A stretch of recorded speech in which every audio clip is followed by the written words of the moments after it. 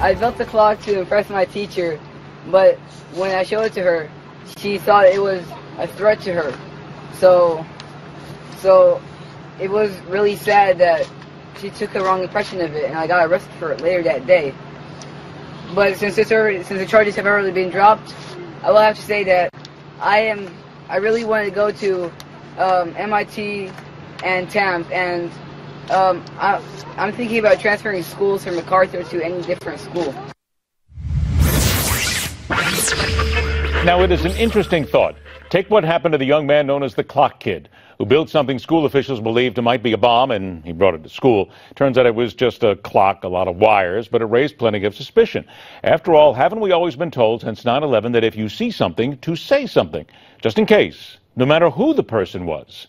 Let's begin there, spinning around the dial, always ready to make a Tuesday stop at 570 KLIF in the Dallas-Fort Worth Metroplex, where he holds court weekday afternoons from 3 to 7 Central Time, the defender of liberty, Grant Stinchfield. Grant, I'm curious, what are the people in your audience in Texas saying about this right now, especially when I bring up the see something, say something that we've always been taught for many years now? Yeah, first and foremost, Ed, one, it happened just down the road from where we're sitting now. And I'll tell you, this is a prime example of the overreaction of America. It was really an overreaction of the teachers. It was an overreaction from police. The parents never should have let this kid bring a clock in. But what we pointed out on this show, Ed, is that kid didn't actually build anything. He didn't invent anything.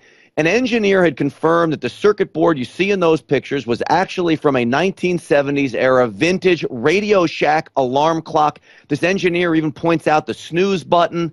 I believe, and I said it the day this happened, that this was a setup job from the start, because when you get into this family's history, the father here has a history of trying to grab national attention to push this Islamophobia movement just to garner attention for, I think, CARE, the Council for American Now, I'm going to stop you there for a Islamophobia. second, Grant, because this is the first time that I'm hearing about it, that many other people are hearing about this. We have not, in the national media, certainly has not dug into his background. Yeah, it's amazing. And of course, I mean, the mainstream media is not going to look in this, so I'm so happy that you have me on so we can talk to your viewers about this. The father, Mohammed, he goes by Sheikh Mohammed. He ran for president of Sudan twice.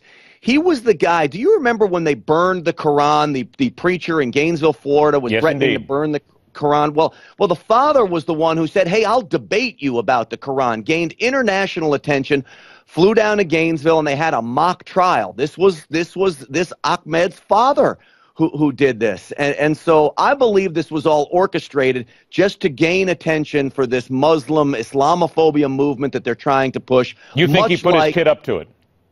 I think they put the kid up to it. You know, I don't want to besmirch a 14-year-old kid. He's a 14-year-old. But I think his father put him right in the middle of it. And, Ed, let's face it, it worked. He's got scholarships to places. He's being invited to the White House. I mean, obviously, the president here jumps to conclusions before you even see the facts and all. Did the president over-politicize this immediately by inviting this young man to the White House?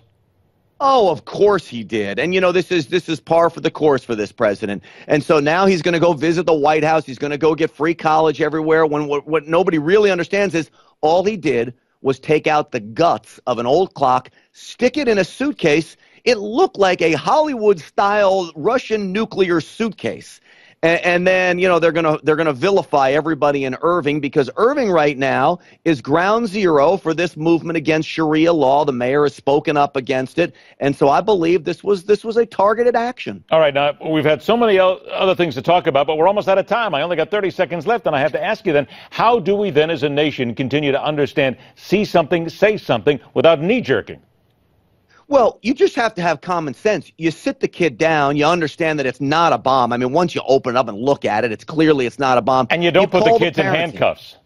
You don't put kids in handcuffs. No, it was an overreaction from everyone. People on every side made stupid decisions in this story, and we all fell for it. That's what ended up happening. It was a big hoax. And we've at least got some clarification here. Interesting you bring that to the fore now. We've got to do a lot more research on this about the father and what may be at the core of this as well. Don't forget, Grant Stinchfield, weekday afternoons, Central Time on 570 KLIF in the Dallas-Fort Worth Metroplex. Grant, always a pleasure, my friend. Talk to you again next week. Hey, don't forget to tell us who's your pick for the GOP candidate in 2016 right here. Go to newsmaxpolls.com. We'll talk about it on the Hardline.